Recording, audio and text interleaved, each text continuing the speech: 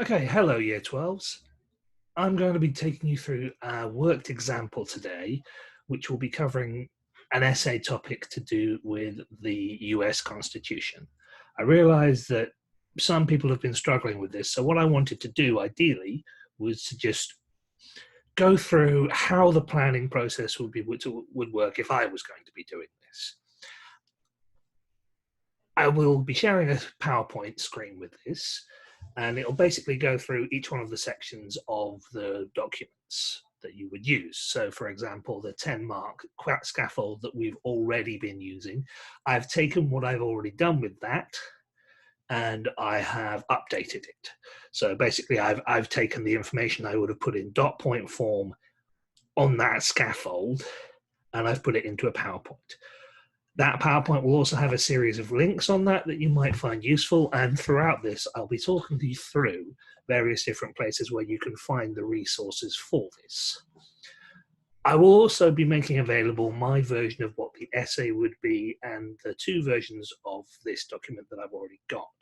First of all, the planning document, which just has dot points, but also the planning document where I've effectively written out the essay, because I know that different people do this in different styles. So first of all, if you'll give me a moment, I'm just going to share my screen so that we can get this working. Right, here we go. Okay, so as you can see already, the whole idea with this particular task is we will be able to apply a worked example to assist in essay planning. So, question we're looking at comes from the 2017 exam paper, and it goes like this.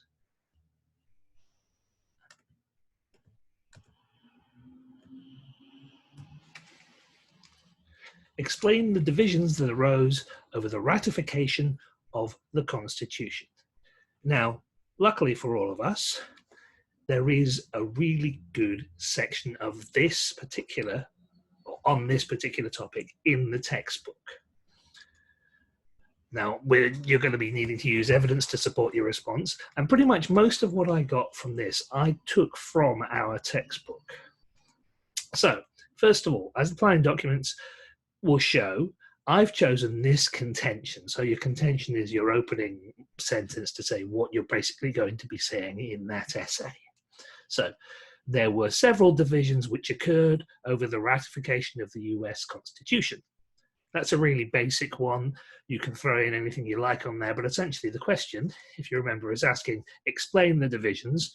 So essentially you're saying, well, okay, there were some divisions. I've said, like I say, what I've done, there were several divisions. These were, and these are the four topics that I've chosen: the debate over states' rights, the lack of a declaration of rights, concerns that the office of the president could lead to a new tyrant, and that it would lead to a threat to personal liberties.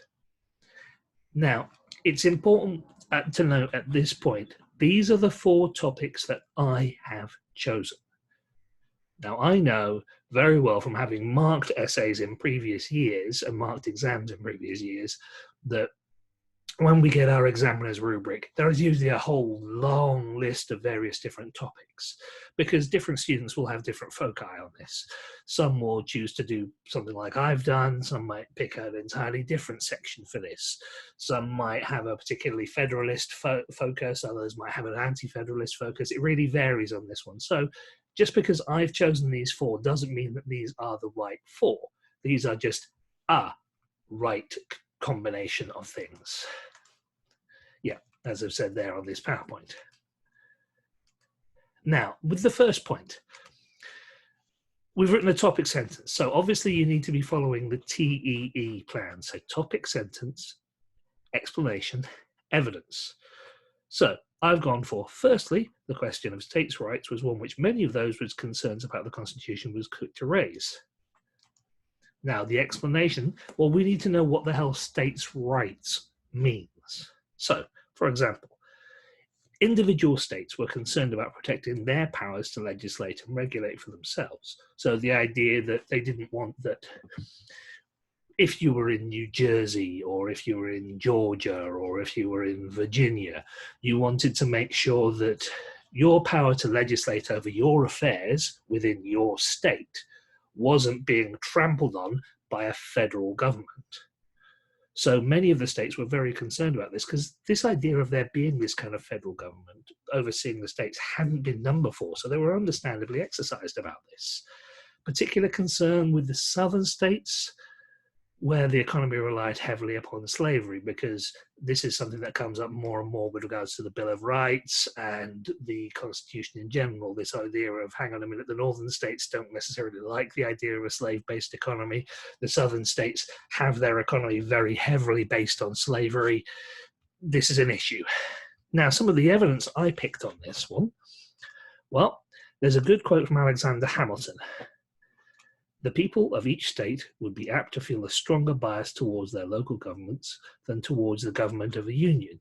This comes from Federalist Paper 17.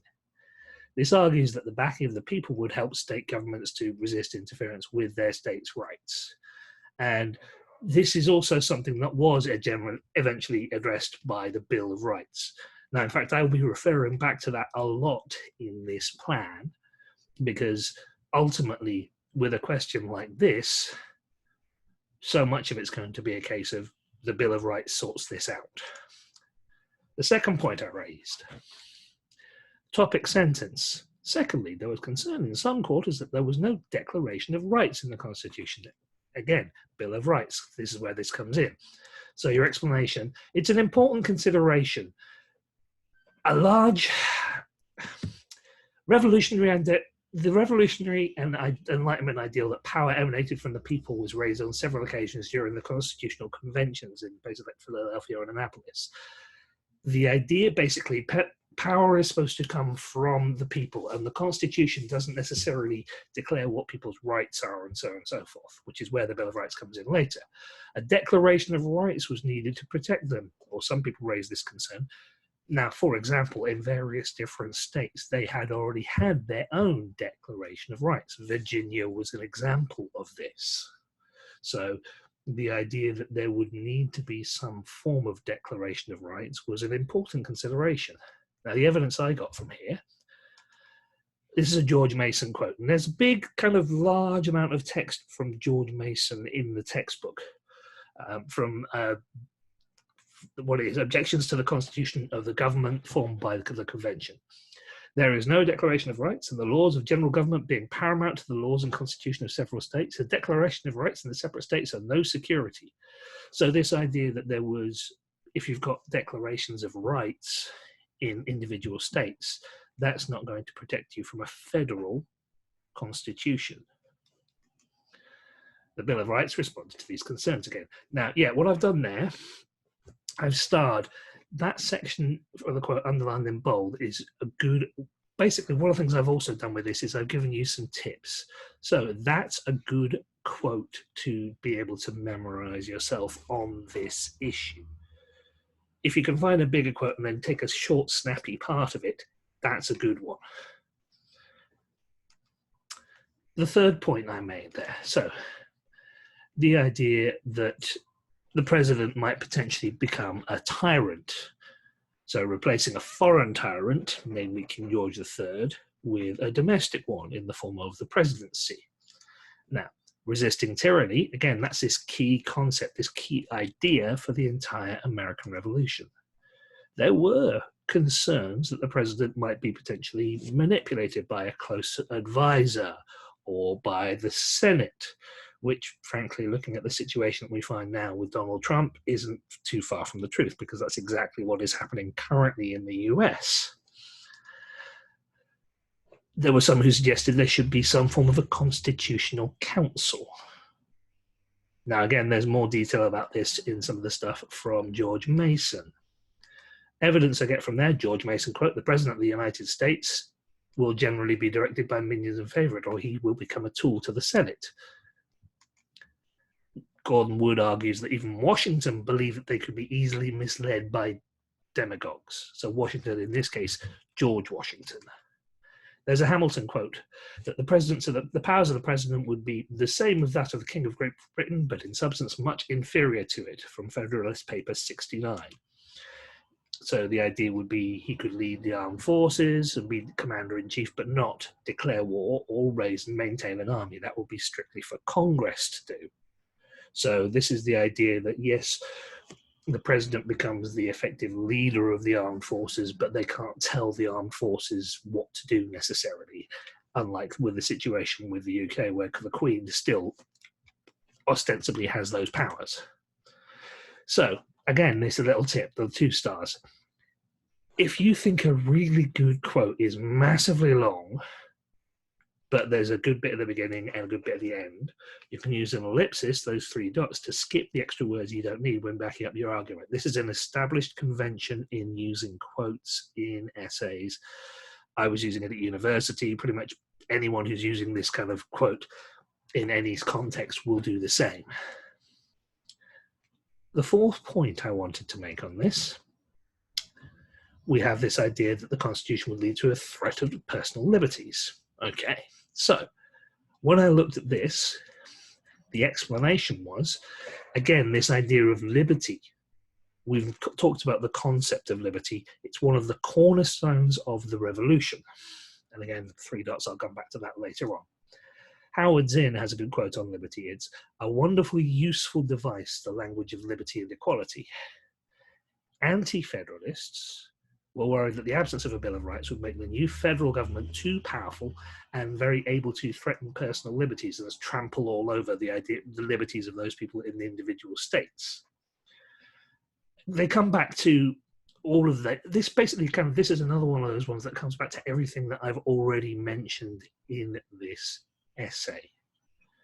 So what I've done here is I've come up with a few various different things that you could talk about, just explaining what the topic is. And again, I've used this term cornerstones. It's a really good word to use when you're referring to key ideas, and it's one that examiners will recognize. The more you can zhuzh up your language a little bit, the better it will be. Now, don't try and do it all too quickly. I've talked about this with several of you before, but start to think about good synonym words and nice kind of $50 words that you can use in these situations that are a bit more fancy. If you've got one word that will sum up 15 or 2 or 3, even better, like this. So cornerstone is better than key idea in many ways. The 4th point, again, the evidence I got. Now, this is a quote from many years earlier, but it's a good one to remember, from Franklin. Those that give up essential liberty to purchase a little temporary safety deserve neither liberty nor safety. Now, it's slightly out of context, but it's a good quote to throw in nonetheless. George Mason, we claim nothing but the liberty and privileges of Englishmen. There's a good quote from him. There's also, you can throw in give me liberty or give me death if you really want to. This is all addressed in the 5th Amendment of the Bill of Rights. This kind of, no person shall be deprived of life, liberty, or property without due process of the law. Also, whenever you hear people talking about this, I plead the 5th, they're talking about the 5th Amendment of the Bill of Rights. It's an American thing. Have a look at the details that are in the textbook to see more. With your conclusion, essentially, we've mentioned this before, we don't need a big, long conclusion. We just need a sentence or so. This is for a 10-mark question, remember. When we get to do this sort of thing with a 20-mark question, what you're doing is basically a lot of the same thing, but you're expanding upon it and making it a bigger, fuller essay. But for your 10-mark question, it's just simple. One sentence, recapping your contention. These were all concerns raised by anti-federalists during the formation of the US Constitution and were broadly addressed with the subsequent creation of the Bill of Rights. That's what I've done. You might choose to do something very different. And in fact, I would recommend that you try practicing what you would find without my information on these 4 topics, or pick 4 topics of your own when you try and do a plan for this. Because the more that we plan these, and the more that we practice this planning, the easier that gets. Some final points on this. And this, again, this speaks to the idea of zhuzhing up the language a little bit. Firstly, secondly, they're really, really good for right now. In terms of practicing how to scaffold things, they're a really good place. Right now, an awful lot of you are in a place where you need to be practicing how to scaffold an answer. And I think you should be more concerned about getting the kind of the structure of the answer right than necessarily making the words fancy. You can get the words fancier the more comfortable you get with this and the further you go. So by the time we hit the exams in December, you should all feel a lot more comfortable with this. So this, from the examiner's rubric for 20-point questions, what we're looking for to get the top end marks: sophisticated demonstration of a highly relevant, accurate, and detailed historical knowledge. Now, forget the knowledge there for a moment. What were the key words we're looking for there? And I've underlined them: are sophisticated demonstration. So what we're looking for to get the really high-end marks will be the fancy language. Don't necessarily start with that straight away, but on the next few slides, I've got some tips for you on this, and your English teachers can help. Start slow, but change up your language where you can. So this is a location. I've basically put this link at the end as well for sentence starters. So start every sentence in a paragraph with a different word. That's a good idea. Obviously, we've already got firstly, secondly, thirdly, finally. But does the sentence add to something you've already said previously? So if you're following on from something previously, you could, like, kind of in an attempt to create a flow, you could use words like moreover, furthermore, additionally, not only, but also. Things like that. Those words are good for this kind of thing because they will keep a flow going. And it's better than necessarily saying the same thing. Ask yourself the question, does the sentence contrast or contradict something you've said already? So if you are doing one of those on the one hand, on the other hand things, you've got however, on the other hand, in contrast. Yet conversely, that's a really good one because conversely is a nice kind of very strong word. Are you writing something that's chronological? Again, this is where you've got the next, then, in fact, similarly. These are all good replacements for firstly, secondly, thirdly, and finally. So you could kind of, if you want to start, you can just go from there and that will take it well. Does the sentence add more evidence to stuff you already had? So you could use things like, for example, consequently, for this reason. Does it emphasize an idea or a concept? Obviously, especially, as a rule, or any other idea which relates to some kind of ideas transition. We've used this for a conclusion. You can use finally, conclusion, in sum, obviously, to summarize. These are all good. Now, here are the links that you have from this. These are some websites I've got that helps in terms of changing up some of the starting sentences or your sentence structures. If you use some of these, this is going to make your essays pop a little bit more. They're going to be looking a little bit more to a high standard, as it were. Now, most of you are doing absolutely great at doing this so far, but at the same time, have a look at what you've written, have a look at how you're writing it, and think about this. Now, we all have a practice set to do in week 5, for example. What we're looking at doing there is, we'll send you out the questions fairly shortly, so you've got time to prepare this, and this would be the open book one, the same as a practice sack would be if we were still at school. Now, I'm going to go back, and I'm going to, screen sharing has stopped, thank you very much. So, the practice sack in week 5 will be on a topic we will send out very shortly. The idea will be that it will be open book, and if you can take the hints that we've given you here, or that I've given you here, if you have a look at the planning documents that I'm going to upload that's going to go accompany this, along with that PowerPoint, my version of that essay, all of those things should help you prepare. The one final thing I would like to add, and this is mostly for the benefit of some of my students, is clear evidence of paragraphing is really, really helpful.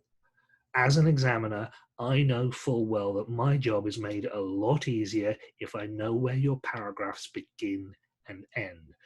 And you don't always necessarily just show that by language. You need to put some spacing in there.